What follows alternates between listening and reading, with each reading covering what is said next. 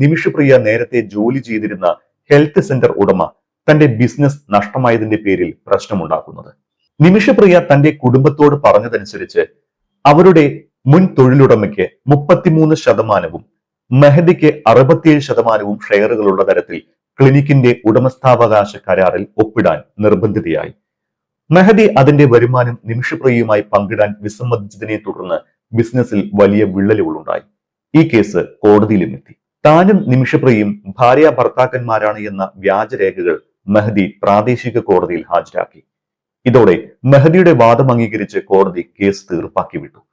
ജയിലിൽ നിന്ന് പുറത്തിറങ്ങിയപ്പോൾ മെഹദി തന്നെ ശാരീരികമായി ഉപദ്രവിക്കുന്നത് തുടർന്നുവെന്നും സുഹൃത്തുക്കളുമായി ലൈംഗിക ബന്ധത്തിൽ ഏർപ്പെടാൻ നിർബന്ധിച്ചതായും നിമിഷപ്രിയ കുടുംബത്തോട് പറഞ്ഞിട്ടുണ്ട്. അഭിപ്രായ വ്യത്യാസങ്ങൾക്കിടയിലും തർക്കങ്ങൾക്കിടയിലും ഇവരുടെ ക്ലിനിക്ക് പ്രവർത്തനം തുടർന്നുകൊണ്ടേയിരുന്നു. പക്ഷേ അതിന്റെ വരുമാനമൊന്നും നിമിഷപ്രിയയ്ക്ക് ലഭിച്ചില്ല എന്ന് മാത്രം.